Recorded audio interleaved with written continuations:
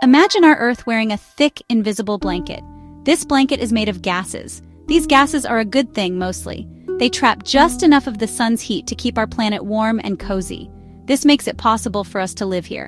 It keeps the oceans from freezing. It keeps the land from becoming a barren, icy wasteland. For thousands of years, this blanket has been just the right thickness. It has maintained a delicate balance, a climate that allowed civilizations to rise, forests to grow, countless species to thrive in their specific corners of the world. It's a system of beautiful, intricate complexity that has worked perfectly for a very long time. But now, something is different. That invisible blanket is getting thicker. Every day, human activities are adding more gases to it, especially one called carbon dioxide.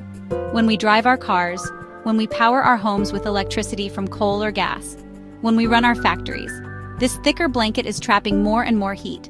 It's like wearing a winter coat on a warm summer day. The planet is starting to feel uncomfortable. It's getting a fever. This is what we call climate change. It is not just about the weather getting a little warmer. It is a fundamental shift in the entire system that governs our world. This warming isn't happening slowly over thousands of years, as it has in Earth's deep past. Each year that passes now feels like another chapter in a rapidly unfolding story. It is a story of records being broken not in sports, but in our climate system. We hear about the hottest July on record, the wettest spring in a century. These are not just random occurrences or statistical flukes. They are part of a clear and undeniable trend. The drumbeat of change is getting louder and faster. What was once considered an extreme event, a once-in-a-generation storm, a heat wave, is now becoming a regular part of our annual news cycle. The baseline of what we consider normal is shifting before our very eyes, and it is shifting in a dangerous direction. Think about the news from just the past few years. We have seen unprecedented wildfires rage across continents: Australia, Siberia, North America. We have witnessed massive floods submerge entire towns: Germany, China. Crippling droughts parch farmlands: Africa, South America. The most direct way many of us experience climate change is through the weather. It has developed a new, more volatile and unpredictable rhythm.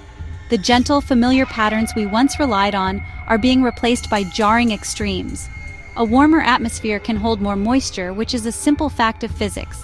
This leads to a situation of weather whiplash. When it does rain, it is more likely to come down in torrential deluges, overwhelming drainage systems and causing flash floods. We see this in cities where streets suddenly turn into rivers, and in rural areas where fields are washed away.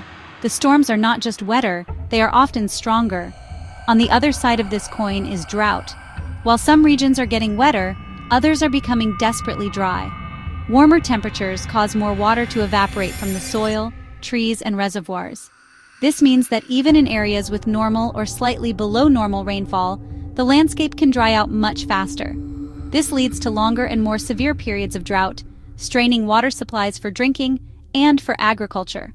The land becomes cracked and parched, and the risk of wildfire skyrockets. It's a paradox of the modern climate: too much water in some places and not nearly enough in others. The 4 seasons, spring, summer, autumn, winter. Their progression has dictated when birds migrate, when bears hibernate, when flowers bloom, and when farmers plant their crops. But climate change is blurring the lines between the seasons, knocking their timing out of sync. We are now experiencing what many call season creep. Spring is arriving earlier in many parts of the world. The first buds appear on trees sooner, and the last frost of winter happens weeks before it used to. While an early spring might sound pleasant, it can have serious disruptive consequences for the natural world. This early arrival of spring creates a dangerous mismatch. For example, certain insects might hatch earlier, prompted by the warmer temperatures. But the specific plants they need for food might not have blossomed yet, as they respond to cues like day length.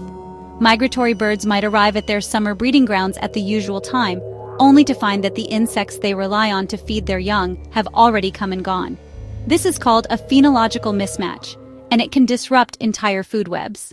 The natural world is, honestly, in a desperate race against time, struggling to adapt to the rapid pace of climate change. Animals, plants, entire ecosystems. For countless species, the places they have always called home are becoming inhospitable. As temperatures rise, habitats are shifting. In the northern hemisphere, many species are trying to move north, seeking cooler climates. On mountains, they are moving to higher elevations.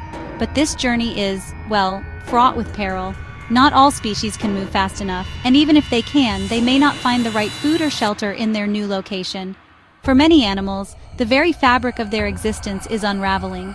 Consider the polar bear, the iconic symbol of the Arctic. Its entire life depends on sea ice, which it uses as a platform to hunt for seals, its primary food source. But the Arctic is warming more than twice as fast as the rest of the planet, and the sea ice is disappearing at an alarming rate. Each summer, the ice melts earlier and freezes later in the autumn. This means the bears have less time to hunt and must endure longer periods of fasting on land. As a result, they are becoming thinner, having fewer cubs, and their populations are in steep decline. To truly grasp the speed of change, we can look at specific places that have been visibly transformed.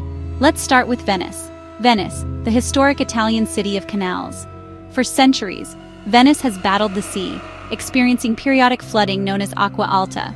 But these floods are becoming much more frequent and severe. As global temperatures rise, two things happen. Glaciers melt and ice sheets melt, adding vast amounts of water to the ocean, and the seawater itself expands as it warms. Both of these factors contribute to global sea level rise.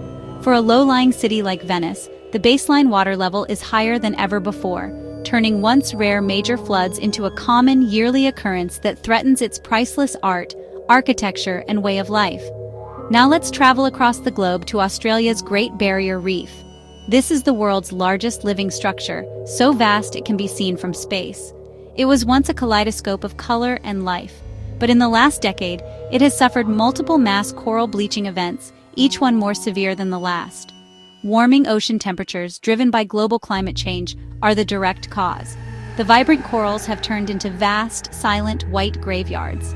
While some areas show signs of recovery, the frequency of these marine heat waves gives the coral little time to heal before the next assault. The yearly changes here are a stark visual reminder of what we are losing beneath the waves.